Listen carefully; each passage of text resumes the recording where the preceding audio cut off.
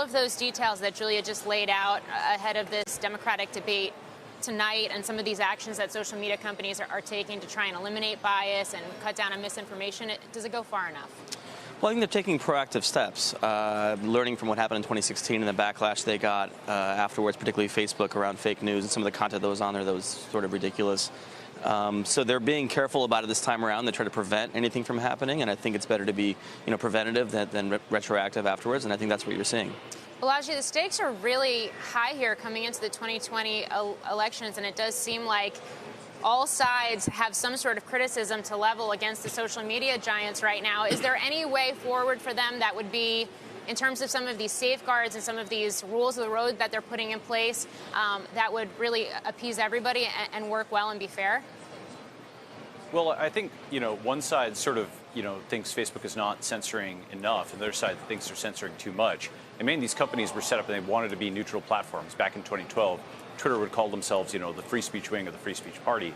And now, obviously, that's changed. I think in the short term, they're just going to be buffeted by competing political things. And it's going to be like tax rates, where one side wants to pull them in one direction, the other side wants to pull them in the other direction.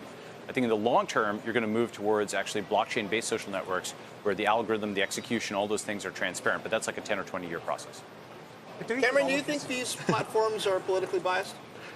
I don't think so. I mean, I think, they're pretty open platforms. I mean, I'm sure there are people inside the companies, executives themselves have opinions like everyone does, but the platforms themselves, I don't see anything inherent in Twitter that suggests to me that they're, showing one kind of content versus another. I think they're fairly objective solutions. What do you think of the idea, though, that this is all theater? And what do you think of the idea? No, and look, I admit that they're doing things, and hopefully to the extent that there is really fake news out there and really bad actors, you want to stop that, but there's still going to be a battle over this no matter what. Of course, yeah. And should they be open platforms? This idea for freedom of speech. I mean, it's funny because the newsstand down the street, he can decide. The guy there selling can sell the magazine, not sell the magazine. There's no idea that somehow he has to sell everything. Right. Well, I mean, I think that these solutions are, the newsstand on the street, it reaches, 100 people. These solutions reach hundreds of millions of people, and I think that there feels to be a responsibility on their part, given their scale, to be open and objective and to allow, both sides to have, equal airtime. I think that's why you're seeing this. Balaji, I think another. Where does this idea come from? Because I was just tweeting on Twitter, of course, this morning that President Trump's tweets get shoved into my feed routinely, even though I don't follow him. So that's a weird way to repress somebody. I mean, if there's really this anti-conservative bias, there's other ways they could do it other than serving up conservatives to me proactively. It's fine, but I think that's not what I signed up for. So what's happening? Yeah, I think the debates here, are going to basically, like, with the traditional media and now social media, it's going to kind of mirror the same dynamic where one group thinks it's or maintains it's mostly unbiased, another group maintains that it's biased against them. So I think you're just going to see like similar partisan lines kind of harden here.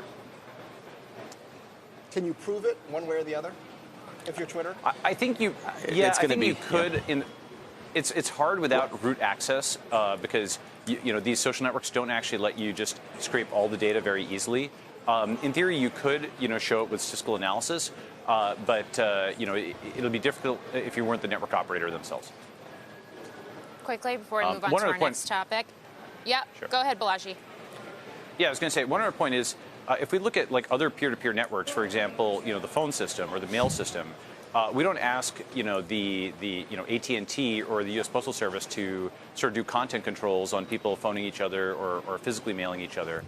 There's obviously rules against mail fraud, where you just go after the bad actor who's putting out the bad content as opposed to the network operator themselves. I think that might be a more productive way of thinking about things, but I'm not optimistic that our politics are heading in that direction.